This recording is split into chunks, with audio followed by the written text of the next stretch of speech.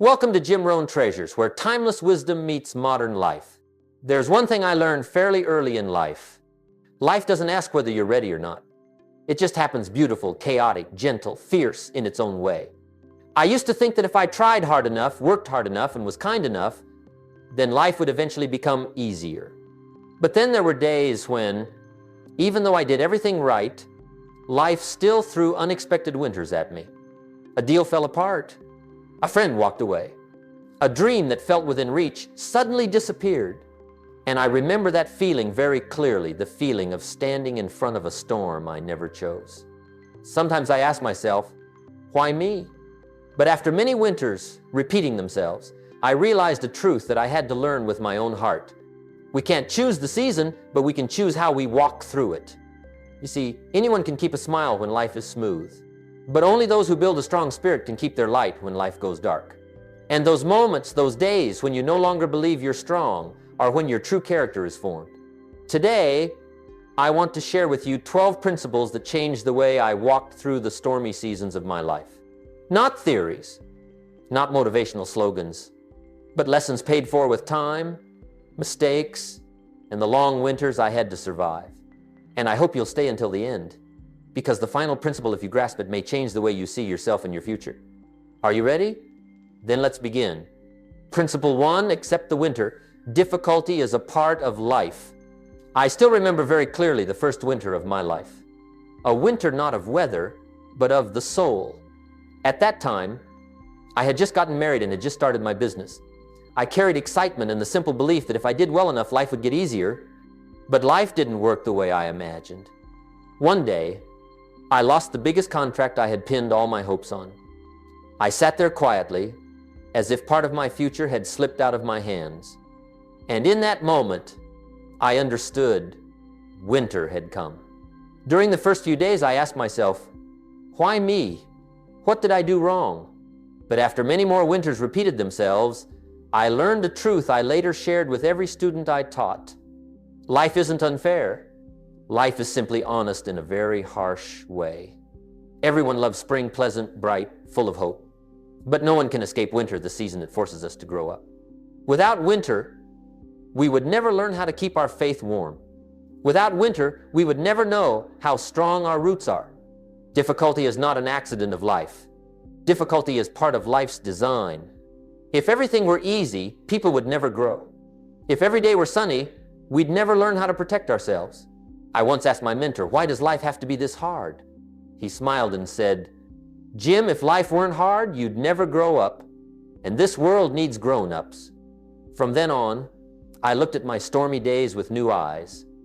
I realized that every hardship carries a seed, a lesson, an opportunity, a strength I didn't have before. But a seed can only sprout if you stay in the game.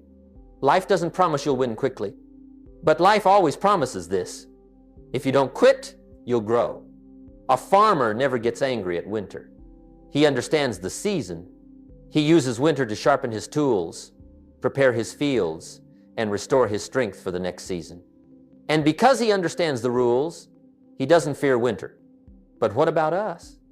A few harsh words, a small failure, a few stressful days, and we think the whole world is against us. But really, life is just training us to grow stronger. Winter doesn't come to destroy you.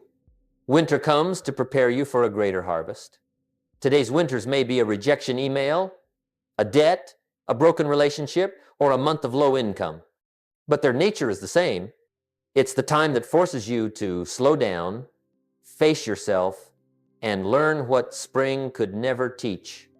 The important question is not, when will winter end? The real question is, who will I become when spring returns? You always have two choices. You can let winter freeze you, or you can let winter forge you into steel. I chose the second. And that choice changed my entire life. You are stronger than you think. You are more resilient than the winter testing you. When was the last winter in your life? What did you learn from it? Don't wish for an easier life. Wish to become someone who can walk through any season that comes. And to stand firm in every season, you need something even more important than strength, emotional endurance. Let's move on to the second principle. Principle 2, emotional endurance, staying steady inside when the outside collapses. There were days when I didn't break because of what happened. I broke because of my own emotions. It wasn't the fall that exhausted me. It was the feeling of being tested over and over again. The feeling that I had no energy left to stand up one more time. And then I discovered a truth no school ever teaches. Success doesn't only require strength. Success requires emotional endurance. Strength helps you stand up, but emotional endurance helps you keep going, even when the storm won't stop.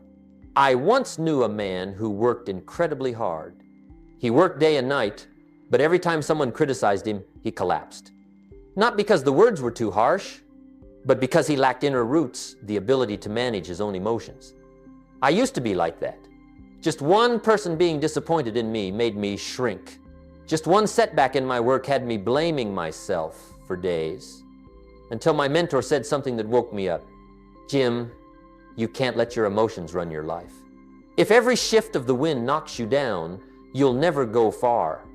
I thought about that sentence for a long time, and I realized what destroys a person's dreams isn't the storms outside, but the tiny storms inside. Storms like impatience, self-blame, fear of rejection, panic at failure, comparing yourself to others. If you don't know how to handle them, they will drain you day after day. I started building my emotional endurance with very small steps. Whenever I felt disappointed, I paused for a few minutes. I breathed. I observed the emotion instead of fighting it.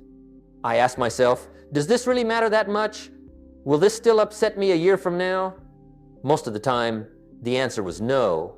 I realized that emotions are like ocean waves. A wave can crash hard against the shore, but it never stays for long. If you stand still for a moment and let it pass, you'll find yourself still there, stronger than before. In today's world, emotional endurance is more important than ever. A single comment online can make someone sad for a week. A rejection email can keep someone awake all night. A month of low income can make them think they're worthless. But the truth is, you're not tired because life is hard. You're tired because your heart hasn't yet been trained to grow stronger with challenge. Emotional endurance comes from three things. First, accept your emotions, don't deny them. When you're sad, admit you're sad. When you're disappointed, allow yourself to feel it. Emotions aren't the enemy, they're signals. Second, don't exaggerate the problem. Don't call a bad day a bad life. Don't call a failure the end. See things in their real size. Third, build recovery habits. 5 minutes of quiet each day. 5 minutes of deep breathing. 5 minutes writing down what you're grateful for. 5 minutes reflecting on how you improved. These small practices keep you from emotional burnout. You can't choose which storm will come, but you can choose how your heart stands in front of it. And sometimes, victory isn't going faster. Victory is continuing, even when every part of you wants to stop. Right now, which emotion is draining you the most? And what will you do in the next 24 hours to feel just 1% lighter? The storm outside cannot break you unless a storm rises inside. And to keep your heart from being swept away by outer chaos, you must protect the most important thing, the garden of your mind. Let's move on to the third principle. Principle 3, protect the garden of your mind. One day, I visited an old friend. He lived in a small house with a large garden behind it. I knew he used to love plants, but when I arrived, the garden was almost completely overtaken by weeds. Weeds covered the walkway. The plants were weak. The soil was dry and hard. I asked him, "What happened to your garden?" He sighed, "I've been too busy, Jim. Just a few months without care." And it turned into this. I stood in that garden for a long time. And when I returned home, I realized I also had a garden just like that, the garden inside my mind. And if I didn't take care of it, it would become a field of weeds too. The human mind is a living garden. It doesn't stay still. It doesn't wait for you. It's always growing something, either flowers or weeds. And most of the time, weeds come first. You don't have to water weeds. You don't have to care for them. They still grow. They still spread. They still take the place of good seeds. The weeds of the mind are negativity, fear, doubt, pessimistic habits. And the moment you stop paying attention, they begin to invade. When I was younger, there were days I fell into a spiral of negativity without even noticing. Just a few complaints from others and my mind was clouded. Watching too much news made everything feel uncertain. Reading a few criticisms made the whole day heavy. I thought those were just natural feelings, but they weren't. They were the result of letting anyone and anything walk freely into my garden. Until my mentor told me, "Jim, if you don't stand guard at the gate of your mind, others will plant seeds in it for you." That sentence changed my entire life. From that day, I started paying attention to who and what was entering my garden. I became more selective about what I listened to, what I read, what I watched, who I spent time with. The words I spoke to myself, and I realized something very true. Your mind doesn't run on willpower. Your mind runs on environment. What you feed your mind each day determines who you become in the future. In today's world, our minds are even easier to contaminate than before. A negative video, an annoying message, a jealousy-filled post, a conversation full of complaints. Just a little, and the garden becomes polluted. That's why I train myself in one rule. Not everything knocking at the door of my mind is allowed to come in. And you need that rule too. You must stand guard like a security guard in front of a bank. What's valuable inside cannot be left unprotected. Plant good seeds daily. A good page from a book, a positive conversation, a video that helps you grow, a quiet moment to reflect. When you plant flowers, you get flowers. When you plant weeds, you get weeds intentionally or not. Ask yourself each morning, what am I planting in my mind today? And each evening, what made my garden cleaner or messier today? These are not questions to answer casually. They are questions that determine the quality of your life. Because ultimately, a clear mind can survive the worst days. A mind full of weeds collapses under the smallest challenges. In the past 7 days, what kind of weeds have you let into your mind, and what good seeds will you plant in the next 24 hours? Life won't change if your mind is neglected. Plant flowers, you get flowers. Leave it empty, you get weeds. And for that garden to be truly strong, it needs a solid foundation, your personal philosophy. Let's step into the fourth principle. Principle 4, the law of sowing. You reap what you sow. I grew up in the countryside, and it was probably those days living among the fields that taught me the most important lesson of my life. In the field, no miracle happens if you don't sow seeds. Back then, every morning I saw farmers out in the fields before the sun even rose. They sowed each handful of seeds very carefully. They didn't sow today and demand a harvest tomorrow. They didn't stand in the middle of the field and complain about why nothing had grown yet. They just did one thing: sow, care, wait. And then, at the right time, the plants grew. Not early, not late, right on season. One day, my mentor asked me, "Jim, when you plant corn seeds, what do you expect to harvest?" I answered immediately, "Corn." He said, "Exactly. You can't plant corn and expect to get mangoes." Life is the same way. That sentence changed the way I lived. I began to look again at the harvests I was getting, the relationships I had, the opportunities I received, the failures I faced, the results I was living with, and I asked myself, what have I been sowing to get what I'm seeing now? I realized I couldn't blame life for things that I had never sown for in the first place. You can't expect health when you live every day without discipline. You can't expect peace of mind when your thoughts are full of negativity. You can't expect life to be kind when you rush and stay closed off. You can't expect good work when you don't sow skills. There is no beautiful harvest for the one who doesn't sow. In today's world, the law of sowing and reaping is clearer than ever. What you sow into your mind becomes. What you sow into your words, you receive back in the quality of your relationships. What habits you sow into today, you will harvest as your future self in 5 years. An employee wants a good career but shows up late every day. That's sowing wrong. Someone wants a peaceful life but spends every night watching bad news. That's sowing wrong. Someone wants a stable job but refuses to learn new skills. That's sowing wrong.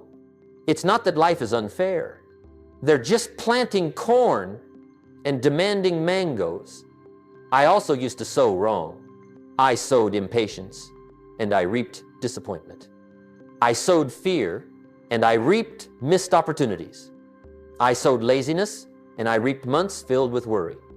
Until I understood, life always returns exactly what I've sown, whether I recognize it or not. And when I started sowing correctly, everything changed. I sowed discipline, I reaped freedom. I sowed kindness, I received beautiful relationships. I sowed knowledge, I reaped opportunity. I sowed courage, I reaped doors I once thought weren't meant for me. The law of sowing doesn't judge anyone. It just operates quietly, precisely, and more fairly than any system humans ever created. If you understand this law, nothing can truly make you despair. Because as long as you start sowing again, life will begin opening up again. Today, what seeds have you sown? And where will those seeds lead you in 1 year? Life doesn't reward wishes. Life rewards seeds.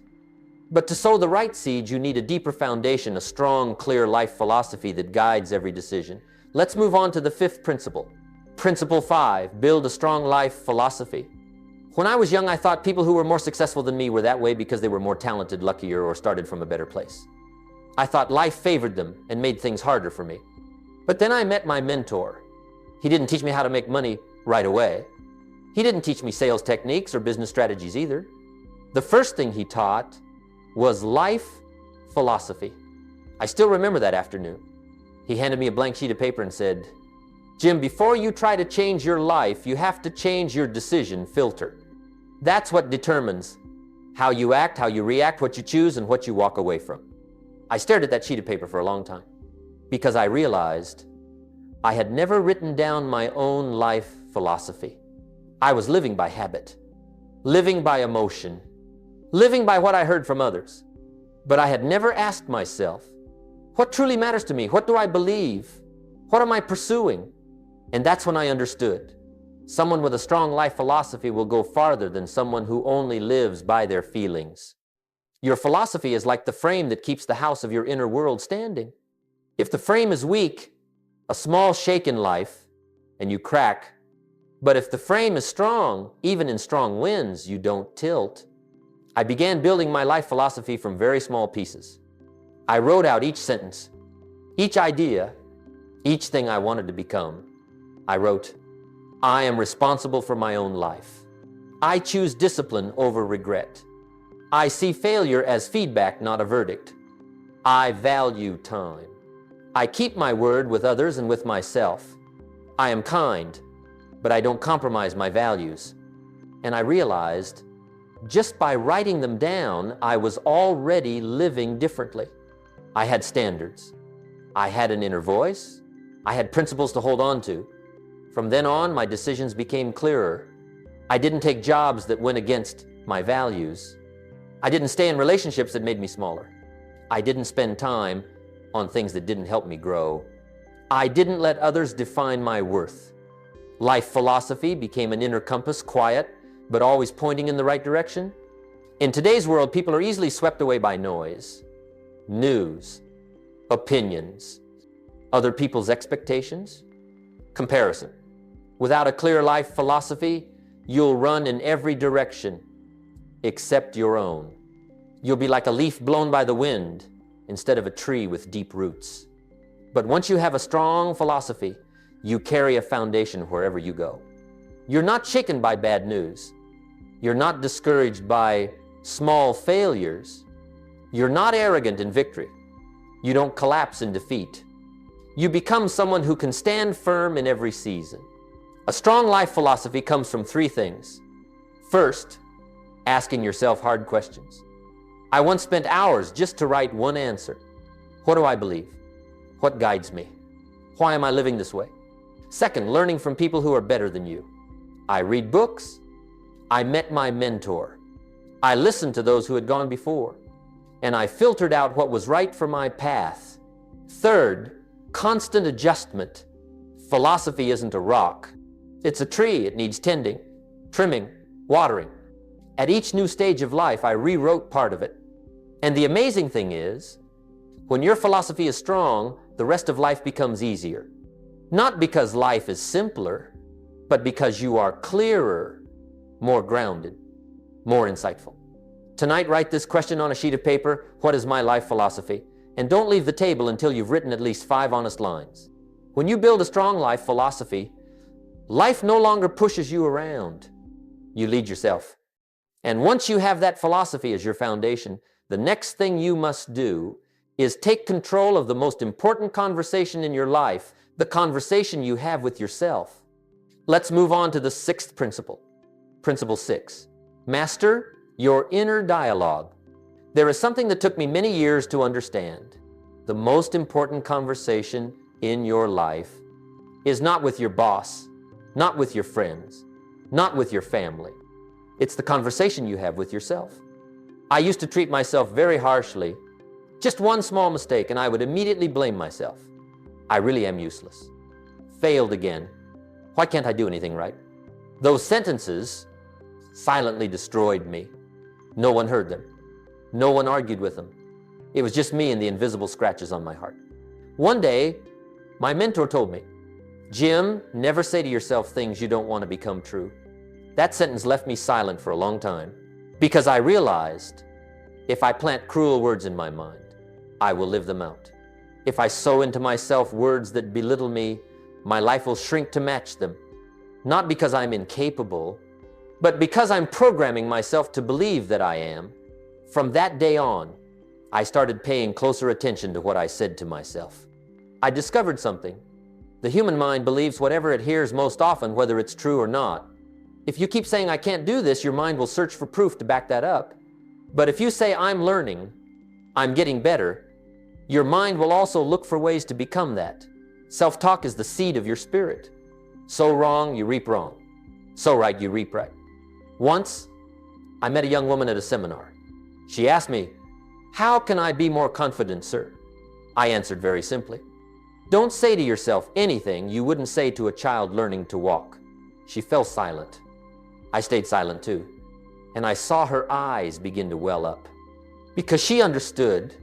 She had never said those cruel lines to anyone else, but she said them to herself every single day. In today's world, self-talk matters more than ever. Just one negative comment, just one moment of comparison, just one failed project. And many people immediately tear themselves down. They don't fall because of failure. They fall because of the sentence they say to themselves after the failure. If you want to go far, you must learn to speak to yourself like a mentor, not like an enemy. Whenever I make a mistake, I tell myself, "All right, I just learned something new." When I face something hard, I say, "Maybe this is the challenge I need to grow." When I'm tired, I say, "I've done well, rest a bit, then keep going." Not to sugarcoat things, but to keep my spirit from breaking, because no one will walk with you as long as you will. So you must become your own ally. I'm not saying you should deceive yourself. I'm not saying you should say things that aren't true. I'm only saying you must say things that help you move forward, not things that make you stop. Positive self-talk is not lying to yourself. Positive self-talk is reminding yourself that you still have chances. You still have potential. You still have value. And I realized something powerful. When I changed how I talked to myself, the way I acted changed as well. The way I stood, the way I walked, the way I worked, the way I faced challenges. Everything changed. Today, what sentence have you said to yourself? Is it lifting you up or pulling you down? The world may oppose you someday, but don't let you oppose yourself. And for that inner conversation to truly be powerful, you need to know how to focus your energy on what you can control and release what you cannot. Let's move on to the 7th principle. Principle 7, focus on what you can control. There were seasons in my life when I felt like a small boat in the middle of an uncertain ocean. Bad news came unexpectedly. Work slowed down. Projects I had placed a lot of hope in suddenly fell apart. I tried to control everything, but the more I tried, the more exhausted I became. One day, while I was complaining about work, my mentor asked me a question that made me go silent immediately. Jim, is that within your control or not? I couldn't answer. I thought I had to control everything. But in reality, I was just trying to control things that didn't belong to me. He looked at me and said, if you try to carry the whole world on your shoulders, you'll break. But if you only carry your part, you'll be strong. From that day on, I began to sort out my life. There were things I could control: my thoughts, my attitude, my effort, the kindness I give, the actions I take every day. And there were things I could not control: the weather, other people's moods, the market economy, rumors, the speed of opportunity, other people's choices. Once I separated them, half of my burden disappeared. I realized you're not stressed because life is hard. You're stressed because you're trying to control what isn't in your hands. One morning, as I was sitting at the airport, my flight was delayed by more than 2 hours. People around me started getting upset, complaining, blaming. I just sat there quietly, not because I was better, but because I knew I can't control the weather. I can only control my attitude, and what I chose was calm. In today's world, people lose energy not because the work is too heavy, but because they keep worrying about things that don't really concern them. What someone thinks about them, what the media is saying today, whether others are ahead or behind, why life isn't fair, why people act the way they do, Wes. If you focus on what is out of reach, life will always feel heavy. But if you pour your energy into what is within reach, life becomes much simpler. I have a friend who runs a business. He often complains about the market. This year is too hard, customers are too difficult, trends are changing too fast. One day, I asked him, can you control those things? He was silent. So what can you control? He said, my service, how I treat customers, how I improve my product. I replied, then start there. Don't let what you can't control make you forget what you can do well. Life becomes lighter when you know where to draw the line between what belongs to you and what belongs to life. Imagine you're rowing a boat. You can't control the wind, but you can adjust the sail. You can't control the waves, but you can hold the rudder. A good sailor doesn't demand a calm sea. They learn to handle their boat, whether the sea is rough or smooth. And here's a truth that can change your life. If you do well with what is within your control, what is outside your control will affect you less. When you control your attitude, the atmosphere around you begins to change. When you control your effort, opportunities start to find you. When you control your daily habits, your future begins to brighten. When you control your words, your relationships improve. Today, what are you worrying about? Is it within your control or not? And if it's not, how much of it can you let go of to feel lighter? Life doesn't require you to control everything. Life only asks you to do well with what is yours. And an important part of what you can control is who you allow to stand beside you. Let's step into the next principle. The power of the relationships around you. Soft. Principle 8. Choose the right environment and people around you.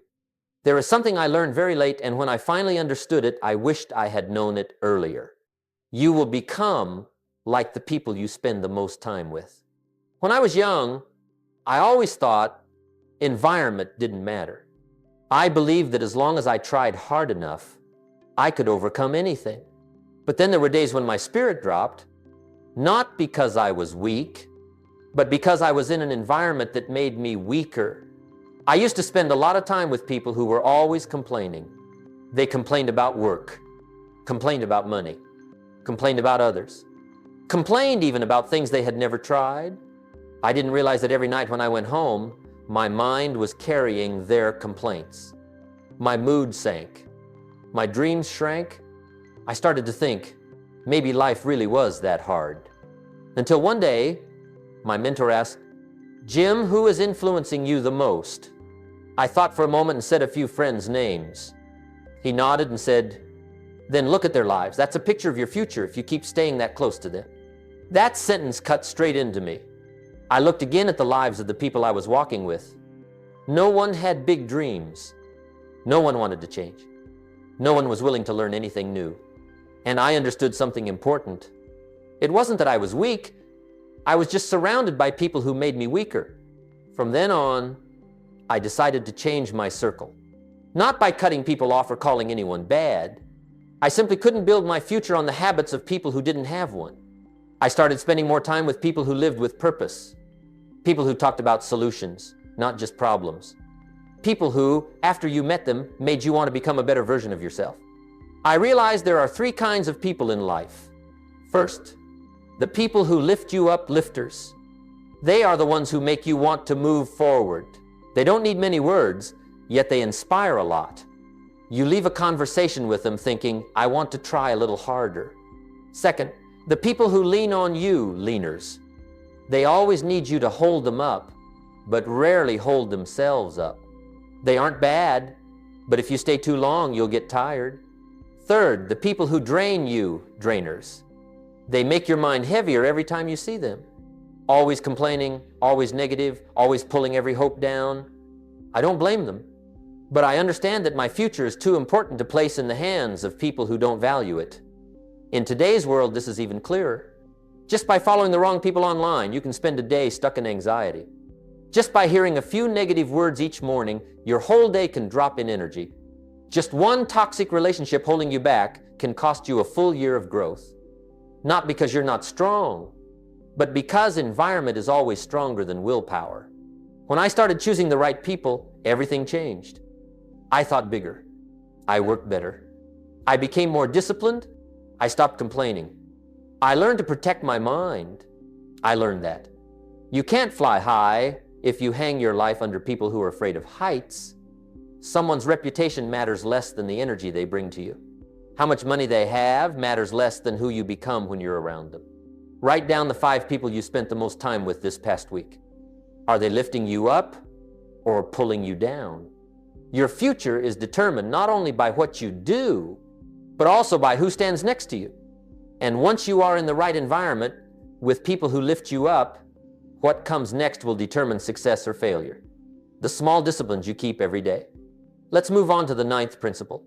Principle 9, small daily disciplines. For a long time, I thought success came from something big, a special opportunity, a breakthrough moment, a turning point that suddenly changed everything. But as I grew older, I realized the opposite. Life doesn't change through big leaps. It changes through small steps repeated every day.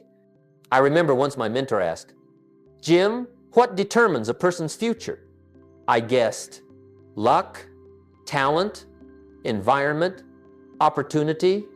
He shook his head and said, no, the future is determined by what they do every day when no one is watching. That sentence made me think for a long time, because I realized most of my life was passing in unconscious habits, waking up without a clear goal, working based on mood, pushing hard when I felt inspired, quitting when I felt tired, no schedule, no rhythm, no discipline. And then I wondered why my life wasn't changing, until I understood something simple but powerful. Small disciplines are the pen that draws your future. I started with very simple things. Reading 10 minutes every morning, spending 5 minutes each night reviewing my day, writing down my 3 most important goals, exercising for 15 minutes, turning off the TV a little earlier. Things so small, no one would think they make a difference. But after just a few weeks, I felt different. After a few months, my work looked different. And after a year, my entire life had turned in a new direction.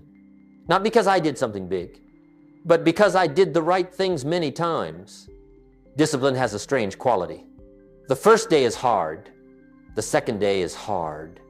But on the 3rd, 4th, 5th day, it starts to build momentum. And when momentum appears, you don't need to force yourself, you just need to continue. I have a friend in sales. He told me that if he simply made 5 extra calls each day for a year, he'd have nearly 1,200 more calls. Just 5 calls a day, it sounds small, but it transformed his entire income. That's how discipline works. It works quietly, slowly, but steadily. It accumulates bit by bit until the result becomes too big to ignore. In today's world, people love speed. Everyone wants to learn fast, get rich fast, change their life fast. But they forget that what comes fastest is also what disappears first. What endures is what is built with small discipline. You don't need to run a marathon today. You just need to tie your shoelaces. You don't need to finish a book in one night. You just need to read 10 pages. You don't need to change your entire life overnight. You just need to change 1% a day. I realized discipline is not restriction. Discipline is freedom. When you are disciplined, you don't flounder. You're not dragged around by life. You know where you're going. And day by day, you move closer to where you want to be. Discipline is like a muscle. Train it, it grows stronger. Abandon it, it grows weaker. No exceptions. There will be days you're tired, days you're not inspired, days you don't feel like doing anything. But it's on those days that discipline truly does its work. You don't need to do a lot, you just need not to quit. That is real discipline. In the next 7 days, what 3 small disciplines can you keep every day, no matter how tired, busy, or challenged you are? Discipline is the bridge between who you are now and who you can become. And once you have discipline, you will look at challenges differently, because the next thing you must learn is how to turn your pain into power. Let's step into the 10th principle. Principle 10, turn pain into purpose. There is something it took me many long years to understand. Pain is something everyone has to go through. But what that pain becomes is your choice. I've seen many people collapse after a turning point in their lives. Not because the event was too big, but because they let the pain decide the rest of their life. I used to be like that too. There was a time when everything I had built fell apart at once. The business failed. The money ran out. I lived in guilt, shame, and self-doubt. I thought maybe life had chosen the wrong person. That was the time when I felt like I would never get back up again. But then, on a very quiet evening, I asked myself, did this pain come to end me, or did it come to begin another version of me? That question made me look at everything from a different angle. I realized I could not change what had happened. I could only choose how to respond to it. And that's when I understood this rule. Pain only has 2 paths. 1, it makes you smaller. 2, it makes you sharper. I chose the second path. I started looking for what the pain was trying to teach me. It taught me humility. It taught me patience. It taught me to see myself more clearly. It taught me that what I thought was the end was just one chapter in the bigger book of my life. I realized the very things that hurt me the most were also what made me grow the most. One of the strangest things about pain is this. If you know how to harvest it, pain becomes wisdom. If you know how to transform it, pain becomes strength. If you know how to reuse it, pain becomes purpose. Have you noticed? The most inspiring people in the world are not the ones who live smooth, easy lives. They are the ones who have been broken, have been lost, but they did not let pain bury them. They used it to lift themselves up. I once met a man who lost everything in a bankruptcy. Instead of giving up, he used that pain to build his second business stronger, kinder, more responsible. He told me, because of that fall, I learned how to build without illusions. I also met a young woman who lost her mother at 17. She not only got through the pain, she used it to become a counselor and help thousands of others heal from their wounds. You see, pain, when used well, becomes an unbreakable source of strength. But to turn pain into purpose, you need 3 steps. Step 1, acknowledge it. Don't pretend to be strong. Don't bury your feelings deep down. Pain doesn't disappear when you avoid it. It eases when you look it in the eye. Step 2, ask the right questions. Don't ask why me. Ask, what can I learn from this? Who can I become after this? How can I use this experience to help someone else? Step 3, turn it into action. Write down the lessons.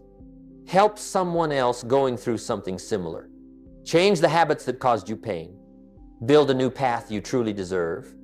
Pain is not a reason to stop. Pain is the starting point of who you can become. I have stood in the ruins of my own life, and right there, I found the reason to start again, stronger. What is the most painful thing you've ever gone through, and what did it teach you? And how can you use that lesson to create value for someone today? Your wound can be the place where the light of wisdom enters, if you let it. And to walk through those painful seasons firmly, you don't just need knowledge, you also need to nourish the deepest part of yourself. Let's move on to the 11th principle. Principle 11, nourish your spirit, not just your mind. There was a time in my life when I read a lot. I learned every skill I could. I expanded my knowledge, tried new methods, and set big goals. My mind was full of information, but strangely, I still felt something was missing. Even though I knew more, I didn't feel more at peace. Even though I understood more, I didn't feel stronger. It was like I was climbing a mountain without really knowing what the summit was for. One day, my mentor said, "Jim, your mind can help you go fast, but only your spirit can help you go far." That sentence helped me understand something important. We are not just a mind. We are also a spirit, one that needs to be nurtured, cared for, and listened to. The mind is a tool. The spirit is the source. The mind helps you analyze. The spirit helps you rise after your deepest failures. The mind helps you make plans. The spirit helps you keep walking, even when those plans fall apart. But most of us live in an age where we feed the mind and starve the spirit. We read a lot, watch a lot, listen a lot, but rarely stop to ask, is my soul hungry? When I started paying attention to my spirit, things slowly changed. I spent a few minutes each morning being grateful for small things. One deep breath, a quiet morning, the first ray of sunlight. I spent a few minutes each night looking back at myself. Not to blame myself, but to understand myself. I made time for stillness. I sat alone without doing anything. Not reading, not writing, not trying to be productive.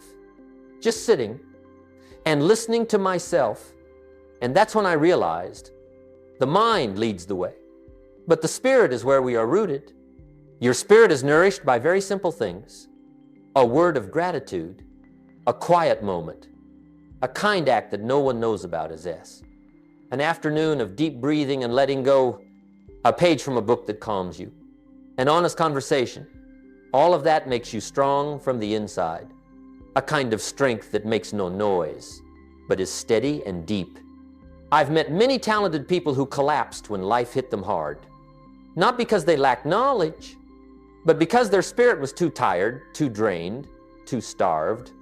On the other hand, I've met people who seemed ordinary, but when life tested them, they stood firm, not because they knew everything, but because their spirit had been well nourished by gratitude, by peace, and by a real connection with themselves.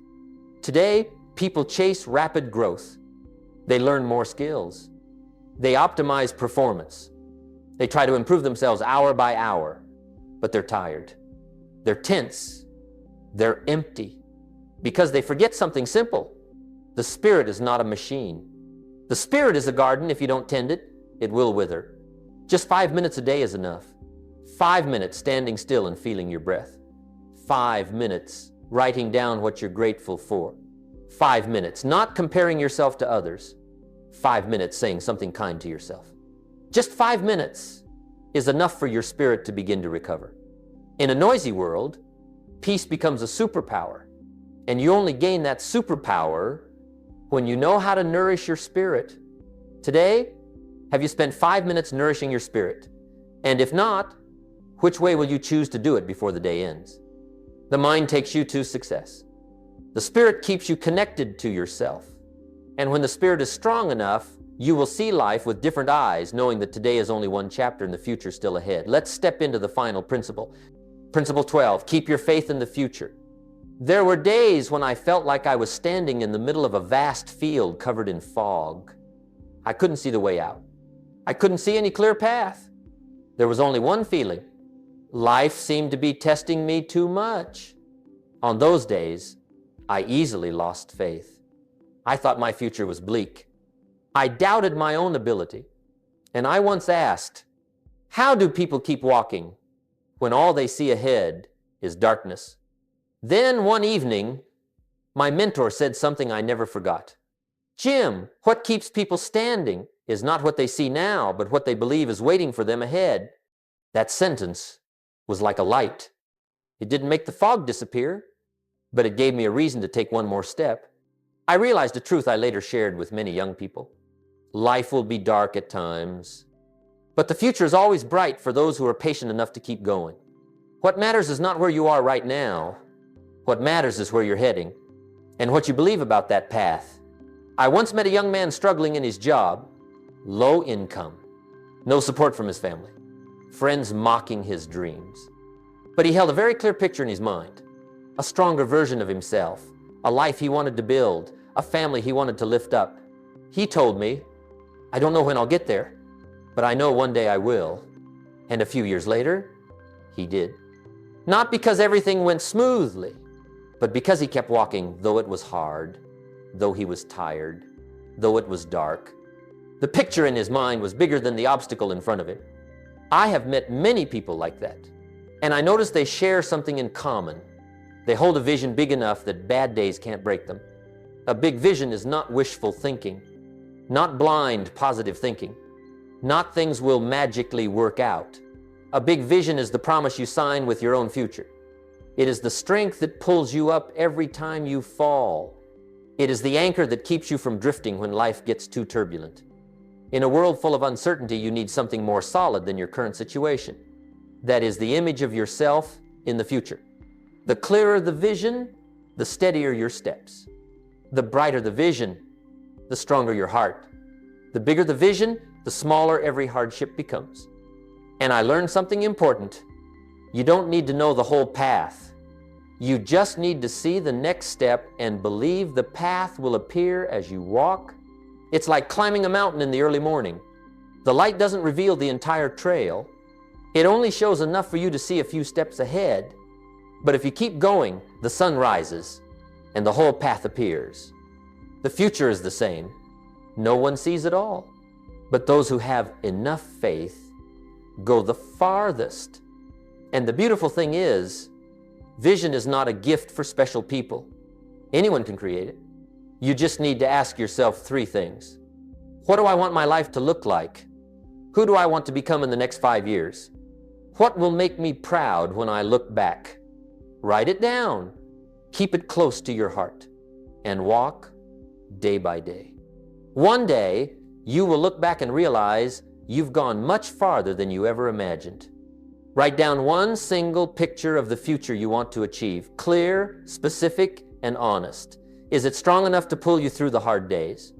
The path becomes bright when your heart believes enough, and the future opens when you refuse to stop. Thank you for staying until the very last seconds. If today you are walking through the winter of your life, if you are tired, confused, or trying to find yourself again, I want you to remember this. No one grows up in ease. People only truly grow when they walk through the days they thought they couldn't endure.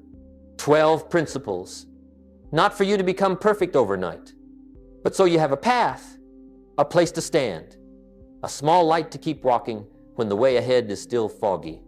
Slow down when you need to, grow stronger when you must, and never forget, you have survived 100% of the things you once thought you couldn't survive. If you feel this video speaks to you, please like, subscribe, and share it so more people can find strength too. And leave a comment. Which principle changed the way you see life? I wish you peace, I wish you strength, and I wish you keep becoming the best version of yourself. See you again in the next video at Jim Rohn Treasures, where each day you'll find a little more light for your journey.